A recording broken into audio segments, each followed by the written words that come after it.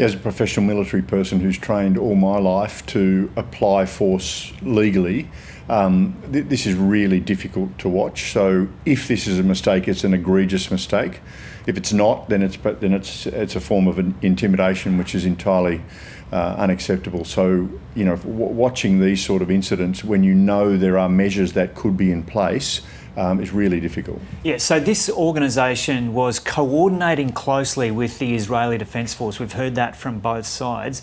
Give us an insight into what interaction there would have been and what information would have been handed over. Yeah, in a military operation like this, when we're 6 months into this war, and by this stage of a war, the mechanisms for coordinating things like relief operations, casualty evacuation, even prisoner swaps, should be reasonably developed. The higher Israeli headquarters should have a register of all the aid groups that are operating in an area. Most aid groups might leave a liaison officer, although I think that's probably unlikely in this case because we've got in Gaza and probably military headquarters that might be outside of Gaza.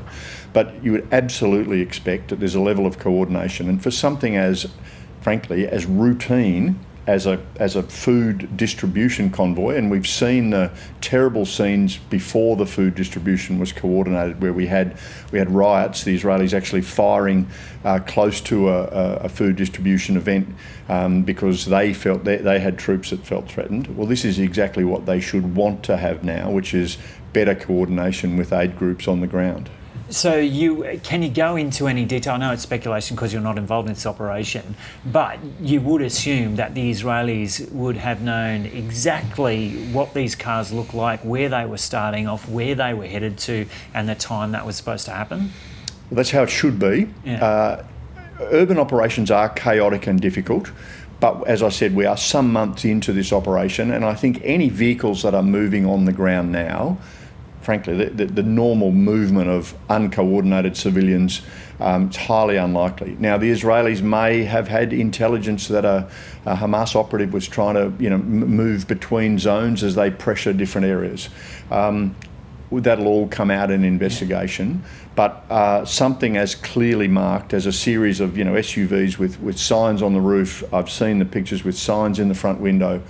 These Israeli weapon systems, whether this was a drone, whether this was an Apache helicopter, they have very advanced optics. So, we can't sugarcoat this. This is a really significant breach of, rules of law and frankly their own rules of engagement that they will have in place. And a bit has been made of the fact apparently that the vehicles were 500 metres apart rather than together. What have you made of that?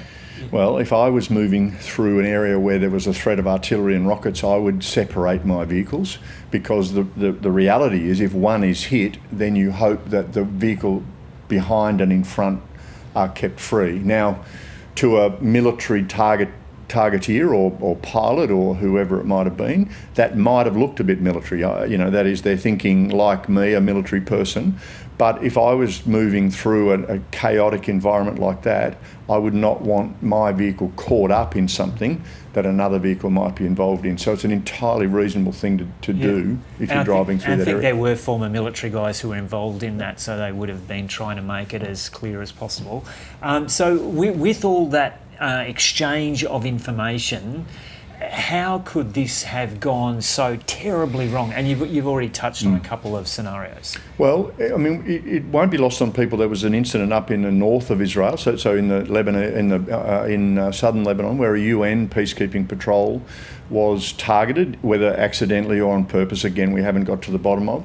The UN, like these aid groups, provides that information in advance. So it's either so chaotic, troops are so fatigued that they are not checking in to see who is, literally on the board. You might, have a board with the relief convoys.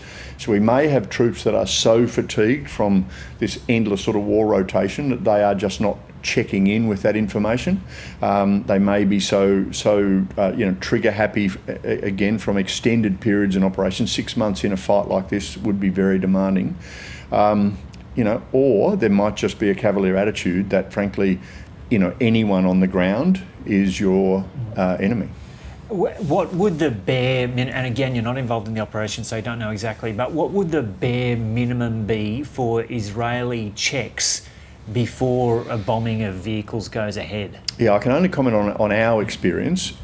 As something like this, you would have a targeting process. Now that might be, you might have areas marked on your map where there are, combat is underway, and your targeting process might be relatively free, what they call weapons free. There'll be other areas that you'll have control measures that say, this is not a combat zone, so any targeting of civilian infrastructure in here has to go through quite a detailed check. In fact, our process, we have a lawyer, we have a weaponeer, a weapons expert who tells us about... A lawyer sitting there? Literally. Yeah. The commander has a lawyer on one side, a weapons expert who talks about the blast radius on the other side, and the person who makes the decision has to be conscious that that target is a legitimate one, that the military outcome is worth the potential consequences. Clearly that hasn't happened in this case.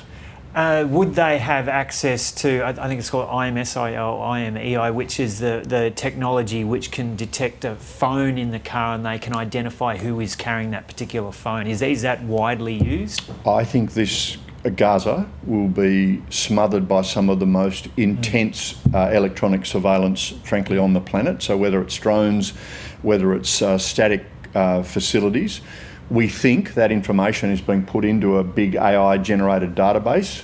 Now, that may be part of the problem here. So a SIM card might have pinged a sensor, triggered a response in a database that in turn has been sent to a weapons system as targetable information. Again, we have a human in the loop. Let's figurative big red button. The machine can't do that, the human does. But speculating, it's possible that the Israelis have automated some of this process. Yeah, well, just in the last couple of months, there's been a significant piece written on how AI is being used by the Israeli military in this Gaza war. And yeah, that was going to be one of my questions, was is there a possibility that somehow an automatic machine decision made this misidentification, which is what we've heard. We all know the fallibility of ChatGPT.